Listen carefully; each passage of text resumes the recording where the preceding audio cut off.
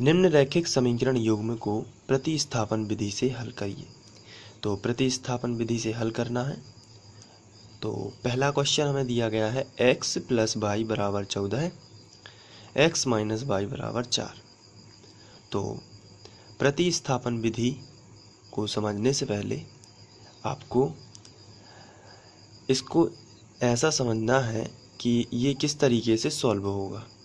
तो इसके लिए सबसे पहले आपको क्या करना है, दोनों समीकरणों को लिखना है। समीकरण 1 और समीकरण 2 उन्हें बना देना है। इसके बाद प्रतिस्थापन विधि को किस तरीके से सॉल्व किया जाता है उसके बारे में थोड़ा हम रफ में समझ लेते हैं। आपको प्रतिस्थापन विधि में याद रखना है, समीकरण 1 से शुरू करना है, समीकरण 1 से, और समीकरण 1 से आपको x का मान निकाल के समीकरण 2 में रख देना है, और समीकरण 2 से जो y का मान आएगा उसे समीकरण 3 में वापस से रख देना है। ये है प्रतिस्थापन विधि। तो आपको स्टेप बाय स्टेप करना है। सबसे पहले आपको समीकरण 1 से स्टार्ट करना है, वहाँ से x का मान निकालना है और उसे समीकरण 3 भी बना देना है। वो जो x का मान आया है उसे समीकरण 2 में रख देना है, और समीकरण 2 जो है वहाँ से आपको मिलेगा y का मान, वो जाके समीकरण 3 में रख देना है। इसे प्रतिस्थापन विधि बोलते हैं। आइए इसको हम करते हैं तो आप और अच्छे से समझ जाएंगे और आप इसको आसानी से कर सकते हैं। तो चलिए सबसे पहले हम लिखेंगे समीकरण 1 से। आपको प्रतिस्थापन विधि, जैसा कि इसका नाम है प्रतिस्थापन, प्रतिस्थापन का मतलब होता है प्रतिस्थापित करना या रखना। तो मान रखकर x व y के मान निकालना है। तो सबसे पहले हम लिखेंगे समीकरण 1 से।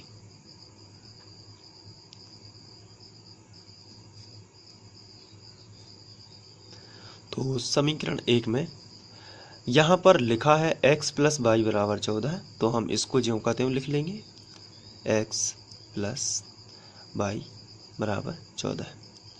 अब यहाँ से आपको x का मान निकालना है। इसका मतलब ये है कि आपको x जो है वो इसी तरफ रखना है, बाकी x के पास जो कुछ भी है उसका पक्षांतर इस तरफ करना है।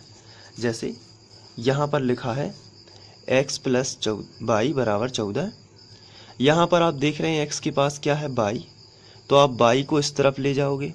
यदि ऐसा लिखा होता 2x प्लस वाई बराबर 14 तो भी आप क्या करते, सबसे पहले y को ले जाते, धन वाली संख्या को पहले ऋण में कर देते, और फिर x का मान चाहिए इसलिए 2 गुणा में है, तो इसलिए गुणा वाली संख्या को आप बटी में कर देते।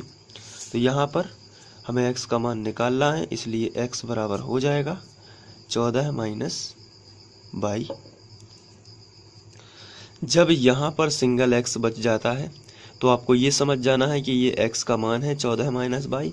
यहाँ अगर कोई संख्या होती तो आप उसे गुणा वाली संख्या को बटे में पहुँचा देते, लेकिन यहाँ पर कोई भी संख्या नहीं है, इसलिए यही x का मान है 14 माइनस वाई। अब जैसे ही अकेला यहाँ पर x बचता है तो आपको यहाँ पर समीकरण 3 बना देना है। तो हम लोग समीकरण 3 बना देंगे। अब ये जो x का मान है 14 माइनस वाई, ये हम समीकरण 2 में प्रतिस्थापित करेंगे। प्रतिस्थापित करना यानी मान रखना।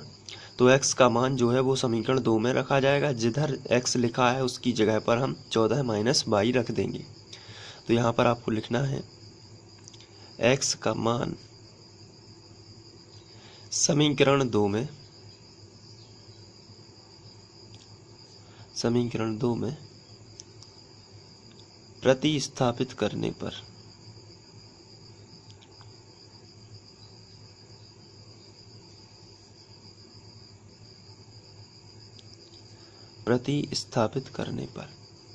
चलिए समीकरण 2 हमारा है x माइनस वाई बराबर 4। तो आपको यहाँ पर ध्यान से देखना है, यहाँ लिखा है x, तो मैं आपको सबसे पहले समीकरण 2 लिख के बता रहा हूँ, x माइनस वाई बराबर 4। अब जरा आपको ध्यान से देखना है, यहाँ पर लिखा है x, तो आपको अब x नहीं लिखना है, x की जगह पर लिखना है 14 माइनस वाई। तो इसकी जगह पर हम लिखेंगे 14 माइनस वाई। तो x की जगह पर हमने लिख दिया है 14 माइनस वाई, क्योंकि समीकरण 3 में ऐसा था। इसके बाद माइनस वाई लिखा है तो हम यहाँ पर लिखेंगे माइनस वाई, बराबर का चिन्ह तो बराबर का चिन्ह, फिर 4 लिखा है तो 4 लिख देना है। इसके बाद संख्या संख्या एक तरफ कर लेनी है और x y एक तरफ कर लेनी। चूँकि यहाँ पर y है इसलिए हम y को एक तरफ करेंगे, तो यहाँ पर आएगा माइनस वाई, ये दोनों एक ही तरफ करते हैं। ये जो 14 है यह एक संख्या है और इसका जोड़ना घटाना y में नहीं हो सकता। संख्या का जोड़ना घटाना संख्या में ही होता है और y का जोड़ना घटाना y में ही होता है। तो ये जो 14 है इसमें कोई भी चिन्ह नहीं लगा है तो ये प्लस का माना जाता है। अब ये जो प्लस का 14 है इसको हम उठा के इस तरफ ले आएंगे, तो जब ये बराबर नाकेगा या बराबर आर पार करेगा तो ये धन का है तो ऋण का हो जाएगा, यानी प्लस का हो जाएगा माइनस। तो यहाँ पर पहले से जो लिखा है उसको मैं ज्यों का त्यों लिखूंगा। ये जो प्लस का है इसका पक्षांतर इस तरफ होगा तो ये आ जाएगा माइनस का 14। आपको इस तरीके से पक्षांतर करना है। आप यहाँ लिख सकते हैं पक्षांतर, एग्जाम में अच्छे अंक आने के लिए आप इसी तरीके से आपको करना है जैसा कि मैं आपको करा रहा हूँ।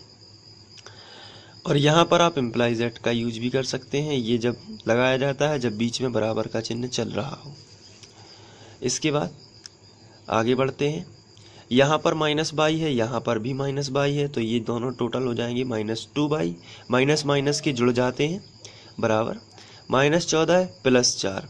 तो यहाँ पर आपको बड़ी संख्या में से छोटी संख्या घटा देनी है, लेकिन चिन्ह हमेशा बड़ी संख्या का ही रहेगा। तो 14 में से 4 जाएगा तो यहाँ पर आएगा 10, लेकिन चिन्ह जो है वो बड़ी संख्या का ही रहेगा। अब यहाँ भी ऋण है और यहाँ भी ऋण है, दोनों तरफ से ऋण कैंसिल हो जाएगा, तो हमें मिलेगा 2y बराबर 10।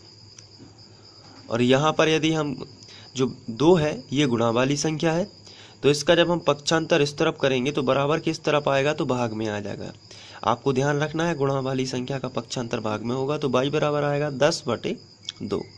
जब आप इसको कैंसिल आउट करेंगे तो 2 पंचे 10, तो y बराबर आएगा 5।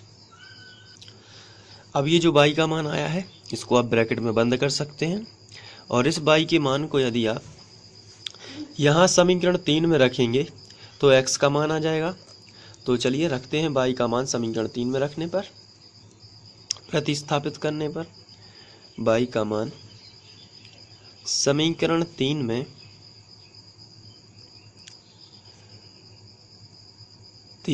प्रतिस्थापित करने पर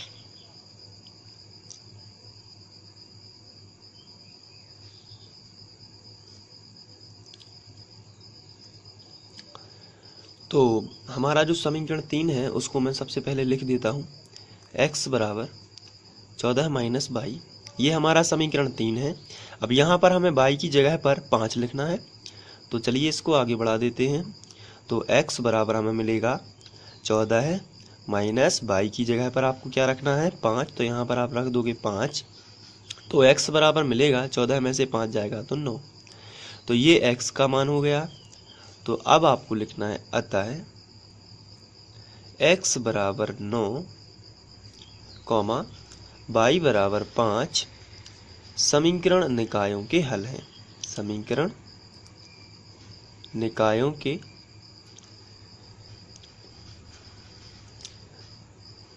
हल हैं। तो ये समीकरण के हल हो जाएंगे। इस तरीके से आप पहला क्वेश्चन बड़े ही आसानी से कर सकते हैं और इसे नोट भी कर सकते हैं। आप यहाँ से इसको नोट कर सकते हैं,